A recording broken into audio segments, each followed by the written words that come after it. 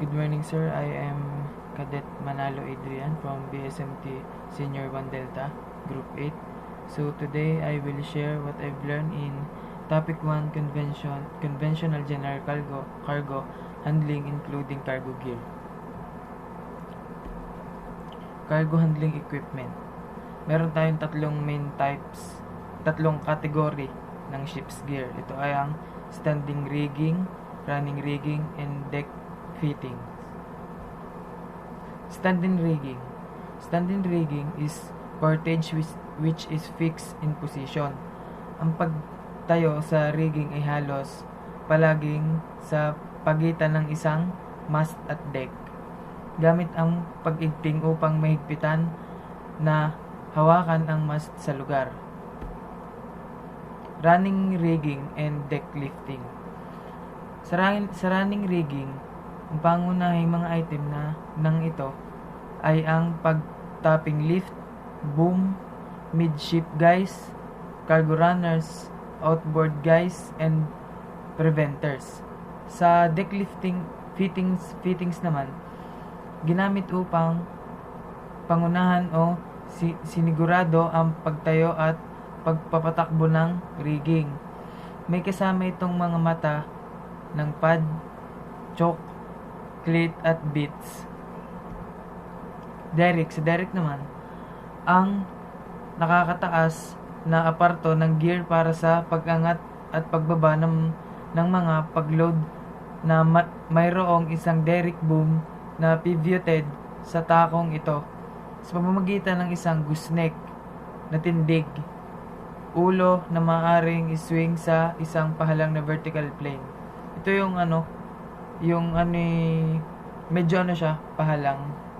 Tapos meron siyang taga secure. Parang ganito. Papakita ko sa inyo.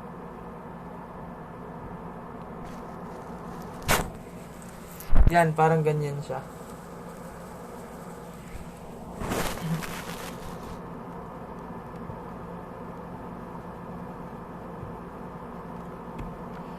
Two system of rigging derricks. Kapag ang derrick ay rig sa solong swinging mode, ang topping lift ay ligtas na kinakailangang taas at hindi mababago. Sa makatawid, ang kargamento ay may load o pinalabas mula sa isang lugar lamang.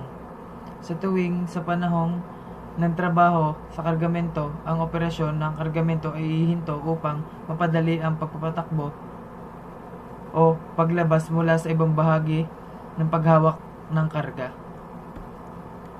Lifting equipments on board. Use of slings. Ito yung mga equipment ginagamit para mai-lift yung mga cargos natin. Ito yung mga slings, snutter, canvas sling, trace, pallet, net, chain slings, cant hook, bell hook, and vehicle slings. Ang snutter ay isang lubid o tackle na ginagamit sa paglalayag upang maigting ang sprint sa isang sprit sail o isang sprit boom sa isang sprit na layag sa pamamagitan ng paghila sa ibabang dulo patungo sa palo. Ginagamit din ito sa isang basura. Web sling, isang mahusay na pagpipilian para sa proteksyon ng pagload. May kakayahang umangkop at magaan na timbang upang magamit. Canvas sling. Ang canvas sling is a rope sling that a section of canvas swing between the ropes. The main types of canvas sling is the dirt sling. In commercial practice, canvas sling similar to dirt sling are used for handling cargo such as nitrate. Endless sling. Ang paghati sa mga dulo ng isang piraso ng kawad o lubid ng hibla ay gumagawa ng isang walang katapusang sling. Ito ay simple upang hawakan at maaaring magamit sa maraming iba't ibang mga paraan upang maingat ang mga pagload. Round sling have a high strength to weight ratio which provides an extremely flexible and lightweight lifting sling with low elongation. Ang pallet naman ay isang patag na istruktura ng transportasyon na sumusuporta sa mga kalakal sa isang matatag na paraan habang inaangat ang isang forklift pallet, jack, front loader, work saver o iba pang jacking device. Cargo net. Ito nakikita na natin pag pag nagbubuhat ng mga yung box na kahoy sa cargo. Yun ginagamit din sa yun ay parang rope, mga rope siya na itsurang net. Cargo net is type of net is usually square or rectangle but sometimes round, made of thick rope with kinch rope extending from the corner and in some design at the edge. Chain sling.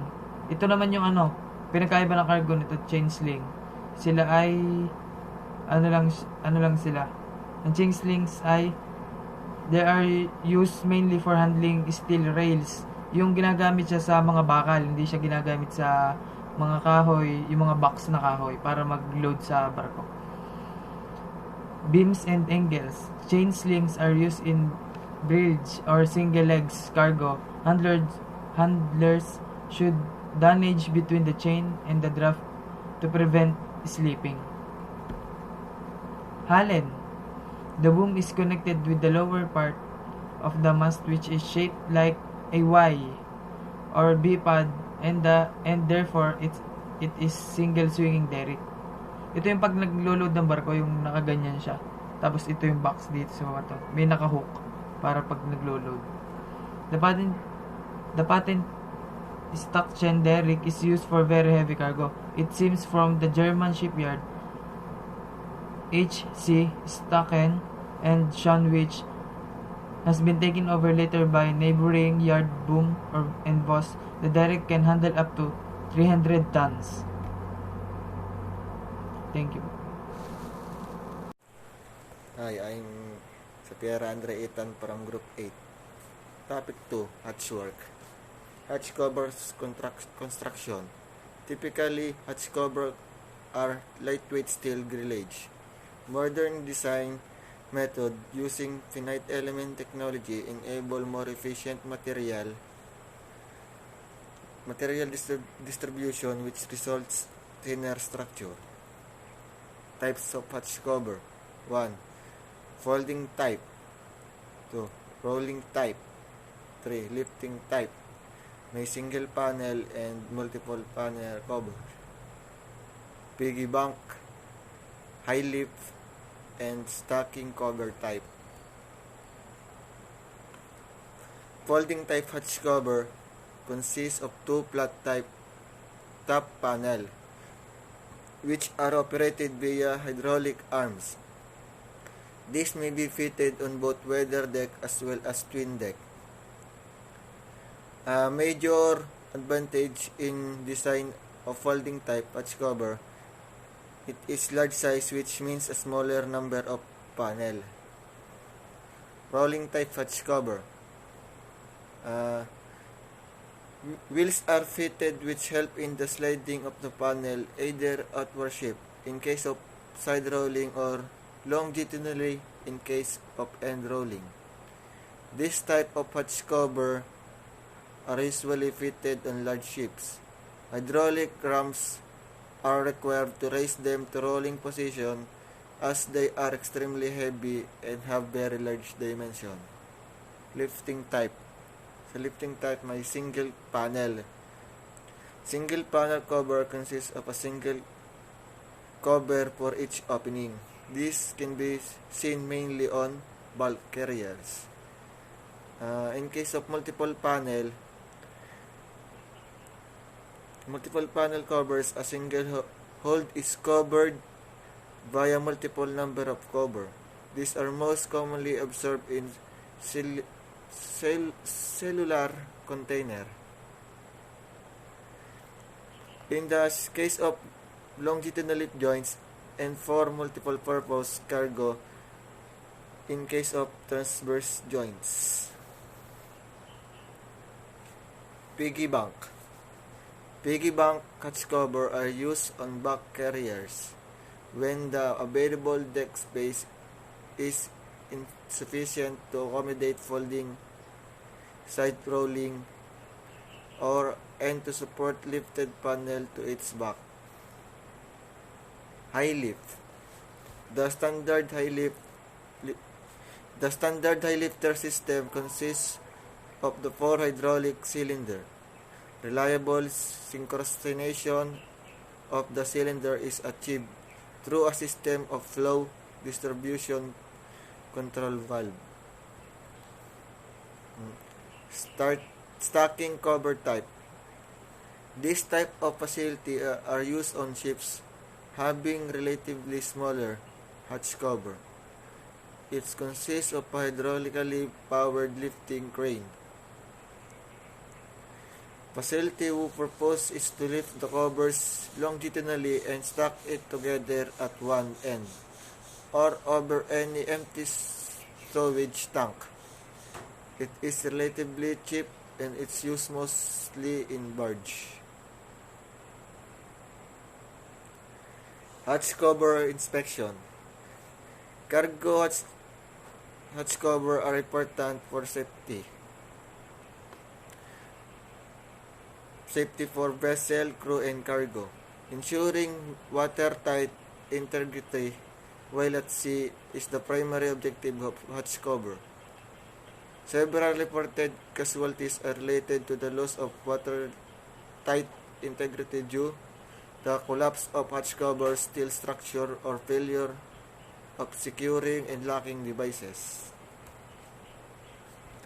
The difference between watertight and the weathertight. A watertight covers prevents the passage of water when exposed to a head of water. A typically head of water for a ship could range from 3 to 10 meters. A weathertight is designed that can be subject to adverse weather conditions experienced offshore. It's also designed to withstand brief submersion experience from green seas. Tightness test. Dalawang klase ang tightness test. The choke test and the hose test. The choke test is often carried out when the vessel is new. In the shipyard, all compression bars are rubbed with a piece of chalk. Thereafter, the hatch cover are put in place and secured and then open again. The hose test is the traditional way of testing hatch cover. It is easy to carry out and the crew can do the job. It is inexpensive as a fire hose.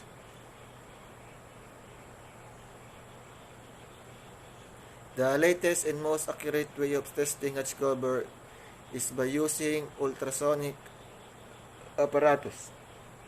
A unit emitting ultrasound is placed inside the cargo hold and the operator registers leakage of ultrasound through the hatch cover using a handle detector. Thank you. Good evening, sir. I am here to report cargo specific information. Interpret cargo specific information in loading and unloading cargo regarding equipment, operating efficiency instruction, cargo lashing and securing gear, the use of dunnage pallet and shoring, pre-slinging technique, holding, safe working load. First is the fundamental securing procedure. Shifting cargo presents hazards such as damage to the vessel or explosion. It is important that all precautions to be taken to protect cargo from shock fire, high temperature, moisture, or any other hazards that could lead to a catastrophe. In this fundamental securing procedures, kailangan daw po na i-secure yung cargo upang makaiwas sa mga hazards or catastrophe na pwedeng mangyari na makakaapekto sa cargo. Why is there need for solid stow and securing of all cargoes?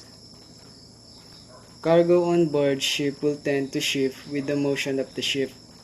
This necessitates the cargo to be lashed to the ship's structure. However, lashing with wire ropes, iron restraining bars is not very effective because of the fact that tightened lashings have a tendency to work loose with the motion of the ship.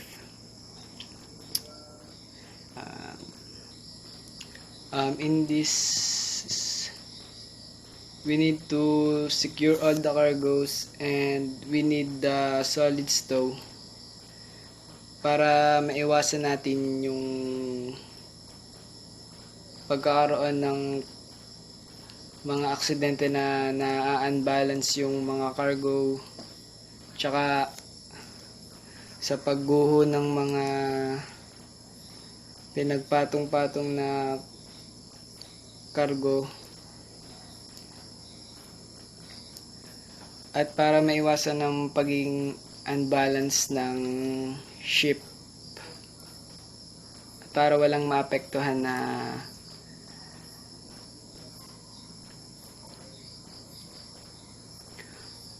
cargo securing arrangements. Blocking. Blocking is the act of attaching solid pieces of wood or blocks to a deck bulkhead or overhead so that these pieces lean directly against the cargo to prevent its movement. Blocking must be braced, shored, or thumbed to be effective. The basic technique of blocking from which more complex securing structures are developed. In this blocking, para daw po maiwasan ng masyadong paggalaw ng cargo at upang hindi basta-basta malus ang pagkakalagay ng isang cargo, upang hindi ito gumewang o bumangga sa ibang cargo. Shoring and thumbing. Shoring, which includes blocking and bracing, is the process of securing cargo to prevent side-to-side movement by supporting it from the side. And the other one is thumbing. Thumbing is the securing of cargo to prevent upward movement. Personnel secure the cargo by running lumber from the ship's overhead structure down to the cargo, either vertically or at an angle. The next one is choking, the process of securing cargo inside a container. This includes strapping, tonnaging, or using air cushions to stabilize the cargo proper. Choking of cargo reduces the risk of damage during the transport of both cargo and the container. The next one is lashing. Lashing is the securing of cargo transportation within the goal. Minimizing shifting items used for lashing include ropes, cables, wires, chains, strapping, and nets. These items are anchored to the container and tensioned against the cargo. Another form of lashing used for devices attached to the top of each corner container. The next one is the methods of securing cargo phases resulting from part discharge before making a sea passage. Number 1 is cargo shall be secured according to recognized principles, taking into account the dynamic forces that may occur during sea transport and the most severe weather condition expected. 2 is the prior to loading cargo. The following should be checked: the relevant deck areas, cargo transport unit or vehicle to suitable for transport, and the securing equipment to be found on board. And number 3 is securing equipment should be available in sufficient quantity, including reserves suitable for the purpose of adequate strength, practical, and maintain the required strength. Number 4 is securing operation shall be completed before the ship leaves the berth, and the securing should be based on proper planning, execution, and supervision. Number 5 is where practicable, cargo units shall be provided with the cargo stowage and securing declarations stating that the cargo has been properly stowed and secured. Take into account 6 is if the duty officer considers that a cargo is not safely secured to a cargo unit, measures shall be taken to avoid shifting of cargo if adequate measures are not possible due to the nature of the cargo or lack of securing point, and securing declarations stating that the cargo has been properly stowed and secured take into account. 6 is if the duty officer considers that a cargo is not safely secured to a cargo unit, measures shall be taken to avoid shifting of cargo if adequate measures are not possible due to the nature of the cargo or lack of securing points. Number 9, safe means of access to securing arrangements, safety equipment, and operational control shall be provided and properly maintained. 10 is lashing shall not be released for unloading before the ship secured at the berth without master's permission. Cargo. And 11, cargo shall not obstruct the operating controls of stern doors, entrances to accommodation, and firefighting equipment. And number 12 is dangerous goods shall be segregated, stowed, and secured according to the IMDG code and valid instructions for the ship. Securing heavy loads and lifts. And project cargo are often of high value and great weight. They may have delicate parts that must not be contacted, and they may or may not be suitable or carriage on deck, which will undoubtedly mean wetting by rain and seawater. They must be fitted with lifting points and lashing points that are of adequate strength and position in appropriate places. In this securing heavy loads and lifts, we must often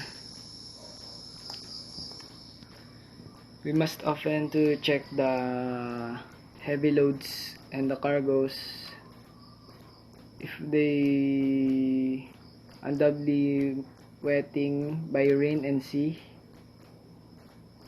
and to check the necessary things that could to prevent the hazards and accidents. Securing planning for heavy lift items. One method of securing should be decided upon, that is by use wire, lashing chains, or whatever. Ito daw po yung paggamit ng mga chain at wire sa pagsisecure ng mga cargo. Number 2 is calculation should be carried out to determine how many lashings of the type decided upon the needed by use an advanced calculation method, or insufficient information is available by the use rule of thumb method. Ito daw po yung pagkakalculate ng kung paano makakalculate yung paglalagay ng cargo at pag-check nito. Number 3 is lashing should be fitted in an arrangement that will withstand transverse and longitudinal forces which may give rise to sliding or tipping of the item. Number 4, the optimum lashing angle to act against sliding is about 25 degree to the horizontal, whereas the optimum lashing angle to act against tipping is in the range of 45 to 60 degrees to the horizontal. The next is methods of stowing and securing vehicles and trailers. Wheel-based cargoes in the context of these guidelines are all cargo which are provided with the wheels or trucks, including those which are used for stowage and to transport the cargoes, except trailers and road trains. Ito daw po yung ginagamit sa pagkakarga ng mga cargo upang hindi magkaroon ng anumang aberya. In using the methods of stowing and securing vehicles and trailers, It is to prevent any lateral shifting of wheel-based cargoes not provided with adequate securing points. To prevent the shifting of wheel-based cargoes, it is where practicable preferable to stow those cargoes in fore and aft direction rather than athwart ships. The next one is passenger operations. A passenger ship is a merchant ship whose primary function is to carry passenger. The type does, however, include many classes of ship designed to transport substantial numbers of passengers as well as freight.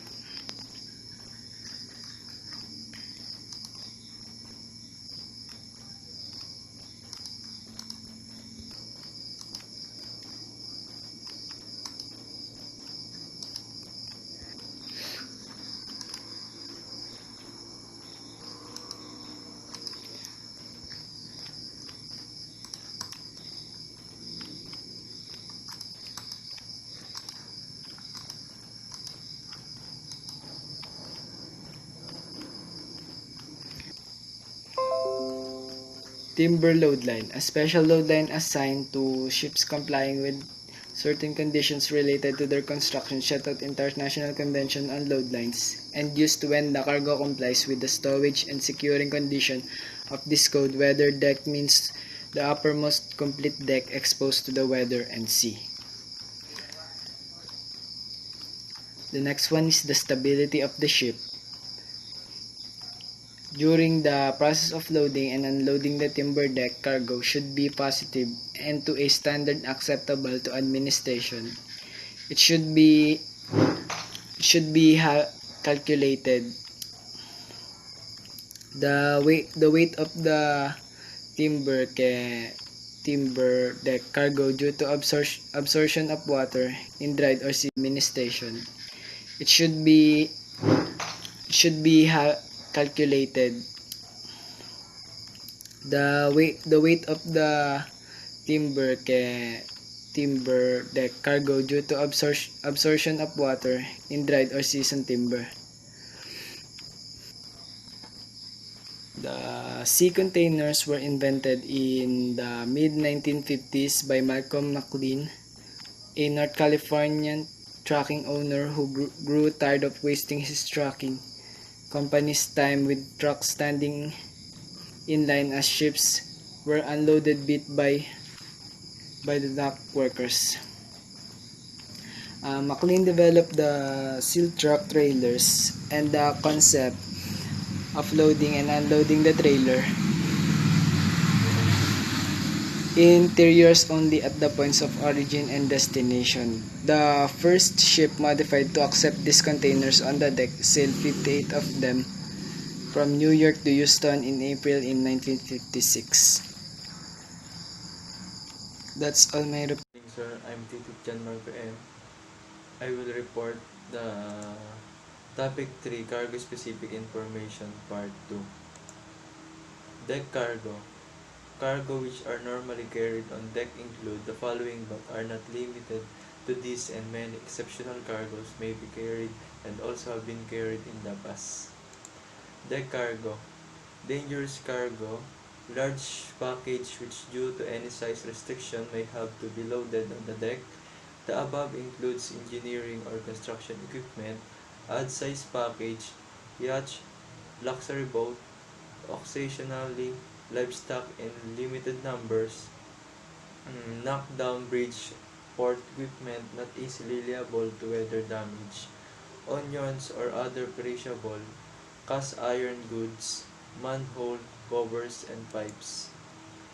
The cargo, whether on deck or under deck, has to be stowed and the cargo should be prevented from moving and gaining enough momentum to part lashing and damage the ship's structure. Deck cargo is liable to damage itself, fall overboard, and thus be lost. Small, apparently insignificant items such as sounding pipes and air pipes are often turned out, and this may endanger the ship from the resulting of flooding lower down compartments. Crew members ordered to lash cargo where the lashing have parted have been seriously injured and some have lost lives combating the ship cargo. The point is to have a good solid stow, prevent the cargo from shifting and gaining momentum with the ship since this would part any strong lashing. The lashing undertaken should be for the worst sea condition that may be experienced. Deck cargo loading on top of hatch cover should be carefully planned. All loading of underdeck spaces should have been completed. Lashing may continue with portable lights, and the hatch cover should be closed and battened down. All sides wedge as well as cross wedge should have been fit. With the hatch cover sealed for sea, the space should then be given out for loading of deck cargo. The permissible load density of hatch cover should be checked and timbers laid to spread the weight of the cargo. The load density of the hatch cover are given for a new vessel, and as the ship ages, the load density will reduce due to fatigue of the metal as well as wear and tear. Thus, the utmost need to spread the weight using timber. Uh, the height of the cargo on the hatch cover as well as that on deck should not be so high that the view is obstructed from the navigating bridge. Next is the weight of the ice may be in excess of 100 tons, and thus the danger of ship regarding stability. As with the above, any deck cargo for the matter would have a very high kg, as such the JM would be quite small, especially in the case of GC vessel which do not have a very large GM. The loading of the deck cargo is bound to lead to further loss of GM. If the ship load to deck cargo with her own gear, then the ship will during the loading operation have still further low GM due to the kg of the load being at the top of derrick crane for part of loading sequence. Uh, in general, the closed stow is difficult on GC vessel where the container is usually loaded between the hatch coaming and the bulwark. So the container should be loaded as close as possible to the hatch coaming as well as close to the mast house structure. If few containers are being loaded, then the shelter offered by the mast house structure should be kept in mind. The timber should be extended to well beyond the show of the container in all directions to spread the load. Once this is done of the choking of the container is started. And while selecting choking points, all heavy framework should be selected. Bulwark stays are not strength enough to be used as choking points. Hatch coaming may be used and as last resort bulwark stay. After choking is completed, the container is lashed. The lashing is further to prevent the longitudinal as well as transverse shifting. All lashing should be separate in the sense that a single lashing wire should not be passed over a few shoes and then lashed at the final point. Each lashing should have a turnbuckle or battle screw incorporated, and there should be at least 60% free thread in them after completion of lashing. The bottom lashing and the top lashing should not be counted together. For the purpose of assessing the total number of lashing taken for the container, the top lashing are badly raised and as such should be counted separate.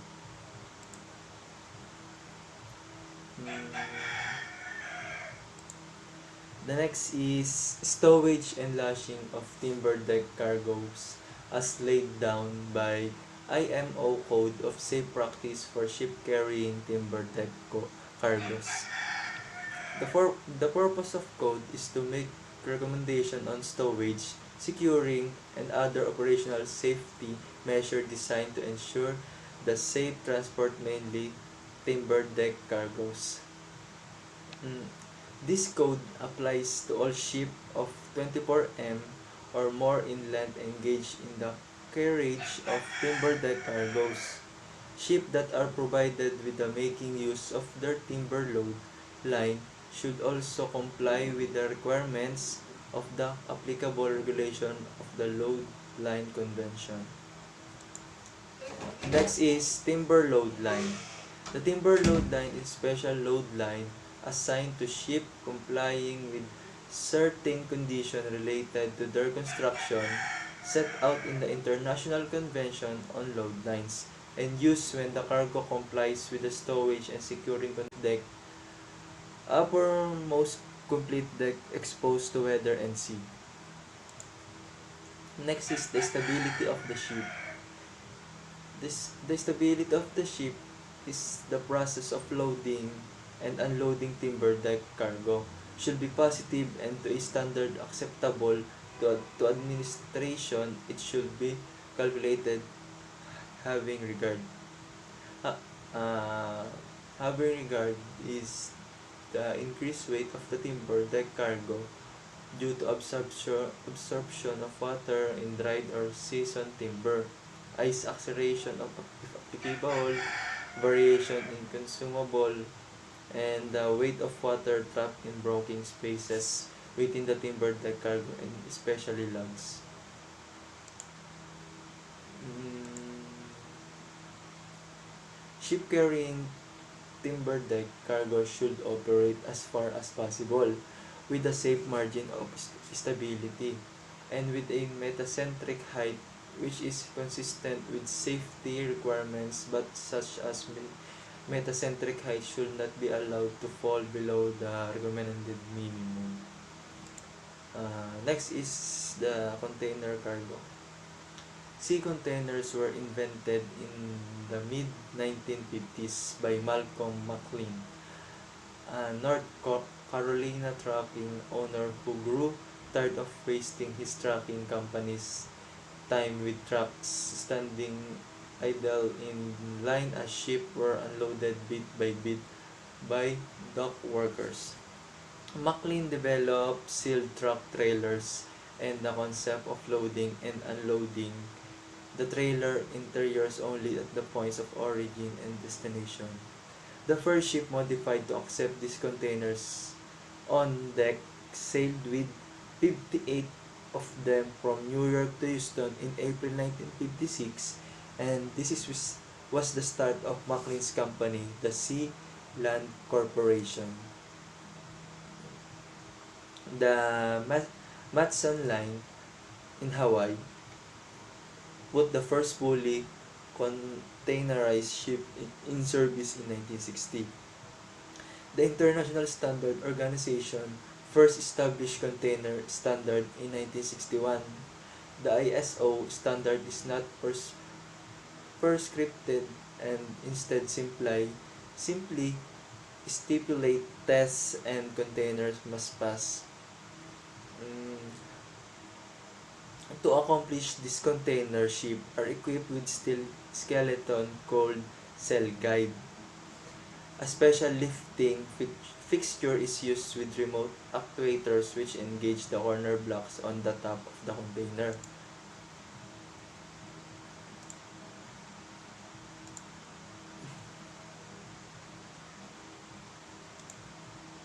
Containers come in two basic size, 20-footer and 40-footer, and are commonly known as TEU, 20 equivalent units, and FEU is known for 40 equivalent units. The external body of the container is made of corrugated sheet metal and is not capable of taking any load. The four corners have shoes and are strengthened to take in load. Uh,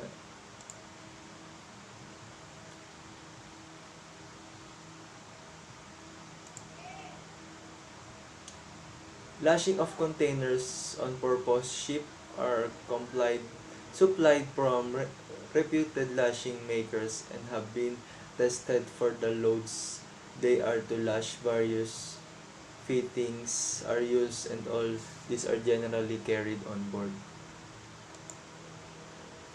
The inside bottom has a wooden ceiling. Sa loob ng container cargo have a wooden ceiling. There are weather insulated vents provided to facilitate venting.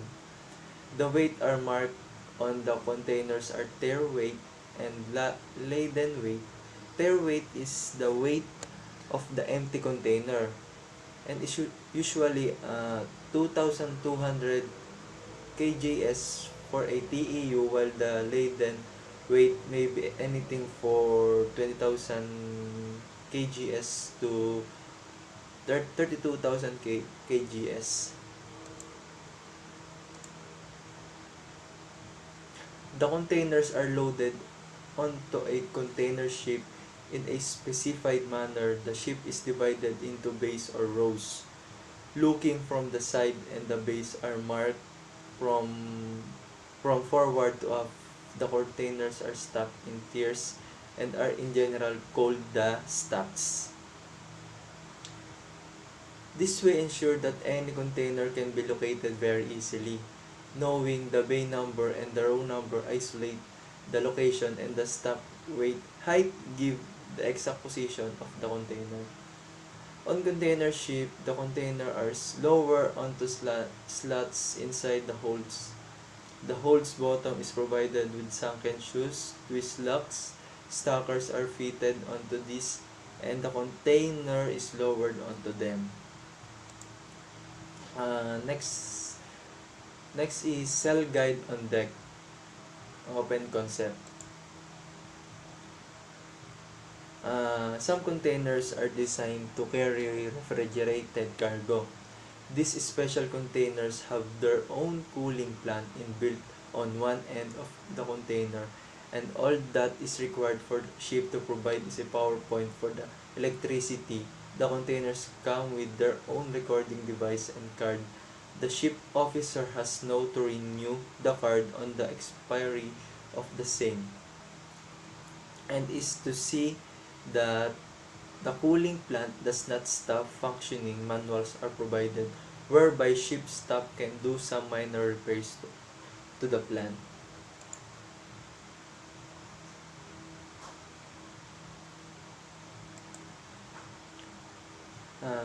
The planning of loading of a container ship is normally undertaken ashore, but the officer in charge of the watch should keep an eye on the loading to detect errors in stowage which may occur. A particular watch should be kept for containers with dangerous goods placards to see that their stowage satisfies segregation requirements as laid down in the IMDG code. Refrigerated containers should be loaded where then be connected to the ship power supply, and the duty officer is to ensure the same. While loading, a slight slackening of watch can become a liability since the gantries load very fast, and to unload or to ship is expensive and time consuming even if the fault actually is off the port. Sometimes containers are loaded which due to the nature of the container is loaded, and the container is then blocked off so that there will be no chance of any pilferage. Such containers may carry currency, coins, drugs, and mail, or the high value cargo. And this is the end of my report. Topic for bulk grain and bulk cargo operation. The International Convention for Safety of Life at Sea, 1974 SOLAS Convention, as amended, deals with various aspects of maritime safety and contains. In Chapter 6, the mandatory provisions governing the carriage of solid bulk cargoes These provisions are extended in the International Maritime Solid Bulk Cargoes Code IMSBC Code. The primary aim of the International Maritime Solid Bulk Cargoes Code IMSBC Code, which replaced the code for a safety practice for solid bulk cargoes, BC Code. It is facilitate the safe stowage and shipment of solid bulk cargoes by providing the information of danger association with the ship of certain types of solid bulk cargoes and instruction of the procedures to be adopted with the shipment of solid bulk cargoes is contemplated. The prime hazard associated with the shipment of solid bulk cargoes are those relating to structural damage due to improper cargo distribution, loss of reduction of stability during a voyage, and chemical reaction of the cargoes. Therefore, the primary aim of the IMSBC Code is to facilitate the safe stowage and shipment of solid bulk cargoes by providing the information on the dangers associated with the shipment of certain types of solid bulk cargoes and instruction on the procedures to be adopted when the shipment of solid bulk cargoes are contemplated. Observance of code harmonize the practice and procedures to be followed and the appropriate precautions to be taken in the loading, trimming, carriage, and discharge of solid bulk cargoes when transported by sea, ensuring compliance with the mandatory provision of the SOLAS Convention.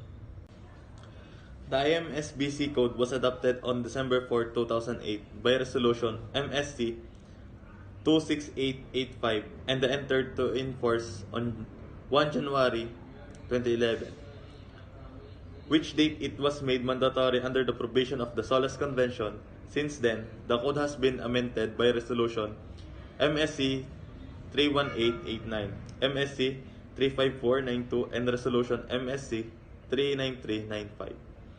It is worth noting that IMSBC Code does not cover the carriage of grain in bulk.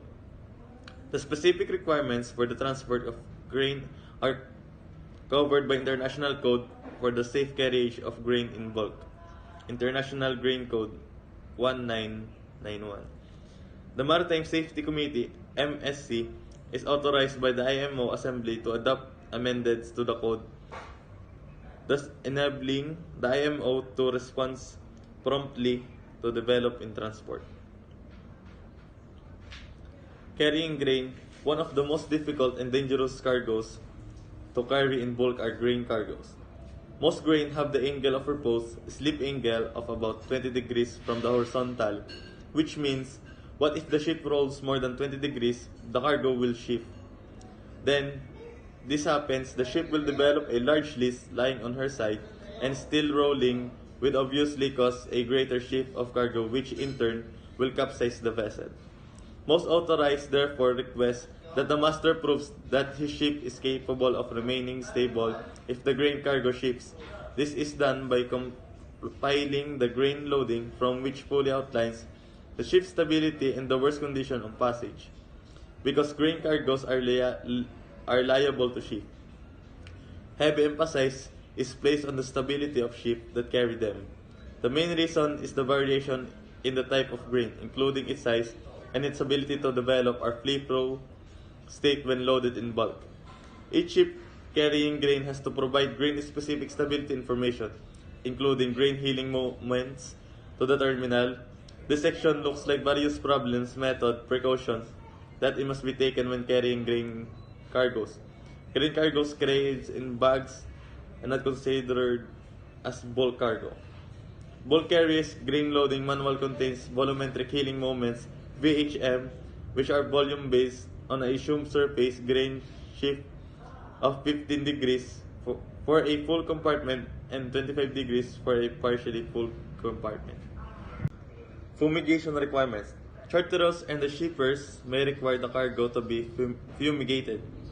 In this to be done during the voyage or therefore after loading. Full and clear instructions should be received from the charterers and shippers. This instruction should be referred to a product data sheets and the correct procedure and safety advice, application dangers, method of handling and requirements for personal protective equipment and monitoring equipment. Refer to the IMO recommendation on the safe use of pesticides on ship. Always carry out a risk assessment. A qualified fumigator should be engaged by the charterers when fumigation is to be done in port. All spaces should be padlocked and sealed to prevent anyone from entering the space. No one should enter the space that has been fumigated until after it has been truly ventilated.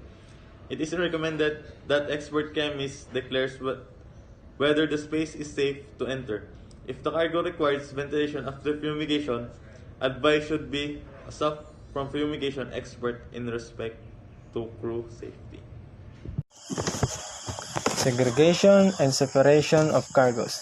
Non-compatible cargoes need to keep separate. Hence, there will be a need to segregate dangerous cargoes.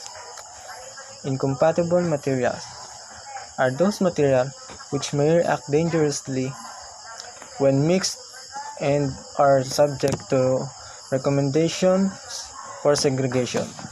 Dangerous goods need to be verified for compliance with requirements of the IMDG code.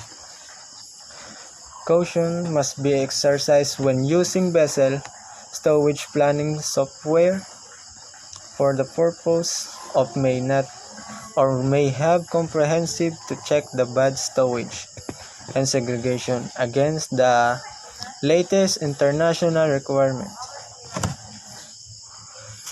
It advisable to check manually for compliance. Segregation of different cargoes with reference to dangerous goods. If more than one class of dangerous good is carried on board, they require a separation properly or can be stowed together in the same compartment, but it depends on the class and the nature to be segregated using IMDG segregation table. General precaution while planning stowage of dangerous cargo. The dangerous cargoes package form are probably given deck stowage. Dangerous goods probably stowed away from weather and away from not hot surface of bulkheads. Marine pollutant not stowed on deck to avoid loss overboard. Poisonous, toxic cargoes are stowed clear of food item, edible cargoes, and areas where crew normally works. Cargo need to separate. Dry cargo, wet, clean, dirty, delicate, valuable cargo. Backnotes, personal effects. The separation between parcel of cargo for different consignees or different ports of discharge is required. Segregation of different cargo with reference to dry, wet, and delicate goods. Dirty cargoes cannot be carried in the same compartment. General comparison of dirty cargoes would include commodities as oil, paints, or animal products. Delicate cargoes shall be suitable marked as fragile and shall be so stowed that these are handled with care. These are some of dry cargoes. Cacao stow away from heat and from other cargoes which are liable to taint. Coffee requires plenty of ventilation and susceptible to damage from strong smelling good. Copra, dry coconut, fresh, liable to heat and spontaneous. It could taint other cargoes and cause oxygen deficiency in the compartment. Parcel of cargoes.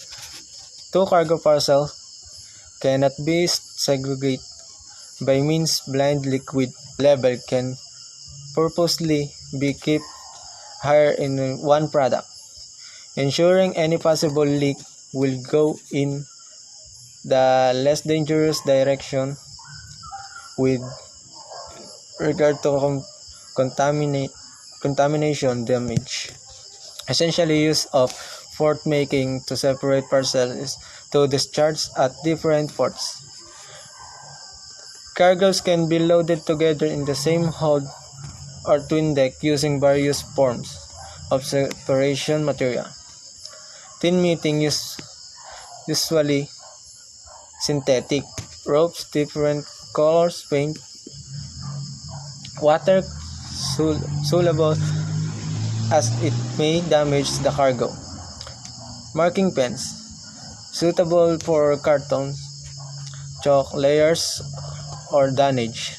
Separation between the parcel cargoes for different consign of different ports of discharge is often required. This is achieved used in any discussed in suitable. It shall be borne in mind discharge of cargo in any other port than the destination is likely to result in huge cost. Separation between parcel of cargo and methods of separation. Separation cargo is required when separating parcel of the same cargo carried together that a degree of separation between the units of essential. It depends on the type, the separation method employed. Cargo documents. Mate receipt is a temporary receipt that issue assigned by the officer of the vessel. These are the evidence that goods were loaded in the vessel, but it has not the same validity for intact. Bill of lading indicates a particular carrier through which the goods have been placed to their final destination and the condition for transporting the shipment to its final destination. Cargo documents. Boat note is a document issued by port authorities on the basis of export application, and after certain custom duties are paid under shipping bill and after payment of port dues. Cargo plan. A ship cargo plan shows the distribution as well as the disposition of all parcels of cargo aboard the vessel. The types of cargo damage. Every year, thousands of complaints relate to damaged cargo, physical damage, infestation, contamination, lost containers, water damage, and so much more often crop up in complaints. But of all the claims, there are only 5 types that are classed as being cargo damage. Number 1. Physical damage. Physical damage is where cargo is damaged due to dropping, breakage, being knocked during transit. Number 2. Wet damage. Wet damage is precisely what the name suggests when cargo is damaged by water. Number 3. Contamination damage, where cargo is damaged due to contamination. Number 4. Repair-related damage.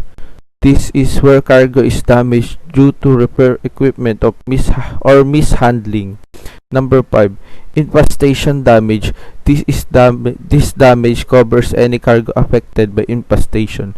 Reason for cargo damage. The reasons for cargo damage truly can vary, but some of the most common reasons include lack of proper handling, incorrect container types, incorrect temperature, overloading, unbalanced weight distribution, or simply through incorrect labeling that could lead to a hazardous container. How you can help prevent damage. Here's are some prevention measurements you can take to ensure optimum safety. Make sure you use the right container. Heavy cargo needs a container designed to carry heavy items, and that the right lashings and damage material are used within the container to restrict movement of the cargo. When shipping cargo susceptible to wet damage, make sure you take note of the route that this will be taking. Climates with high humidity, for example, could affect the cargo inside containers, and condensations could create water damage without any damage to the container. Ensure all doors of the container are well sealed before shipment, and that all rubber gaskets are present and in reasonable or good condition. Thank you.